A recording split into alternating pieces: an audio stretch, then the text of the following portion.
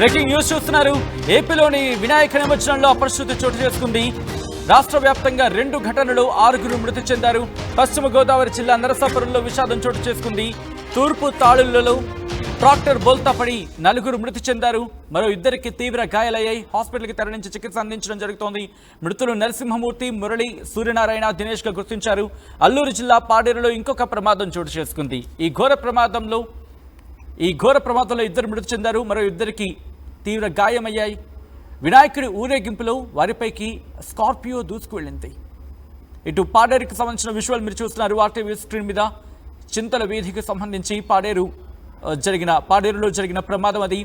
అల్లూరు జిల్లా పాడేరులో ఘోర ప్రమాదం జరిగింది. వినాయకుడి ఊరేగింపులో వారిపైకి దూసుకువెళ్ళిందో స్కార్పియో. ఈ ఘటనలో 2 మృతి చెందారు. మరో 2కి తీవ్ర గాయాలయ్యాయి. వాళ్ళ పరిస్థితి విషమంగా ఉంది. విజువల్స్ మీరు చూస్తున్నారు.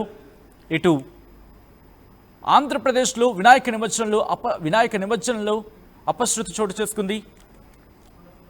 ఇటు రాష్ట్ర వ్యాప్తంగా 2 ఘటనలు 6గురు మృతి చెందారు. పశ్చిమ గోదావరి జిల్లా నరసాపురంలో విషాదం చోటు చేసుకుంది.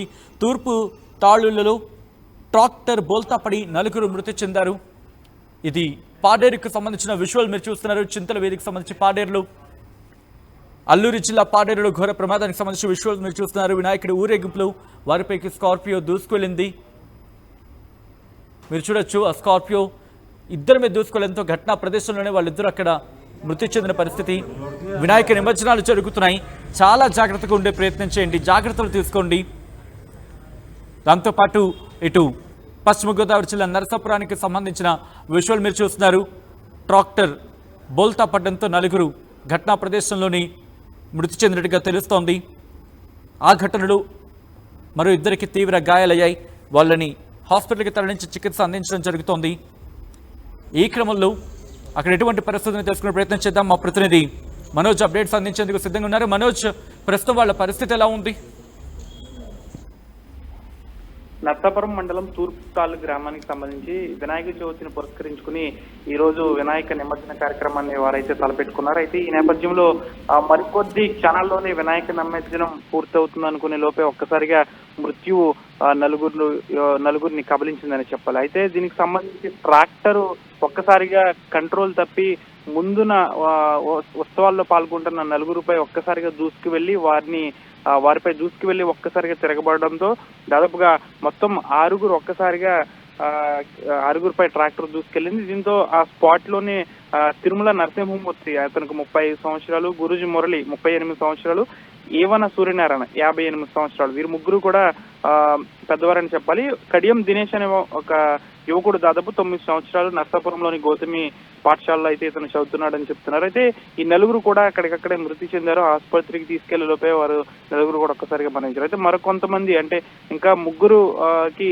తీవ్ర గాయాలయ్యాయి. వీరందరూ కూడా ఒక ప్రభుత్వ ఆసుపత్రిలో అయితే నర్సాపురం ప్రభుత్వ ఆసుపత్రిలో అయితే చికిత్స పొందుతున్నారు. సంఘటన ప్రాంతానికి వెంటనే నర్సాపురం ఎమ్మెల్యే బొమ్మిడి నాయకర్తో పాటు డిఎస్పీ శ్రీవేద కూడా అక్కడికి చేరుకుని పరిస్థితిని అయితే సమీక్షించిన పరిస్థితి. అయితే ఒక్కసారిగా ఒక 10 నిమిషాల్లోనే నిమజ్జనం పూర్తవుతుంది అనుకునే లోపే దాదాపు ట్రాక్టర్ ఏదైతే ఉందో వినాయకుడిని విగ్రహానికి సంబంధించి వెనకాల ట్రక్ లో ఉన్న ట్రాక్టర్ ముందు భాగంలో ఉన్న భాగం ఏదైతే ఉందో ఒక్కసారిగా అది అదుపు తప్పడంతో ఒక్కసారిగా ముందు భాగంలో ఉన్న వీరిపై ఒక్కసారిగా దూసుకువెళ్ళింది. అయితే దీనిపై గ్రామంలో అయితే విషాద ఛాయలు అయితే అలుముకున్నాయి. దాదాపుగా ఒక్కసారిగా 4గురు మృతి చెందడంతో పాటుగా ఈ విధంగా జరగడం చాలా బాధాకరం అంటూ కూడా బొమ్మిడి నాయకర్ అయితే దిగ్భ్రాంతి అయితే వ్యక్తం చేస్తారు. ప్రస్తుతం క్షతగాత్రులు కూడా మెరుగైన వైద్యం అందించాలంటూ కూడా ఆసుపత్రి సిబ్బందికి అయితే ఆదేశాలు అయితే జారీ చేశారు. ఏదేమైనప్పటికీ కూడా గణేష్ నిమజ్జనానికి సంబంధించి ఎక్కడికక్కడ పోలీసులు బందోబస్తు పటిష్టం చేస్తున్నప్పటికీ కూడా ఎక్కడో ఒక చోట ఈ విధంగా చివరి క్షణాల్లో ఈ విధంగా అయితే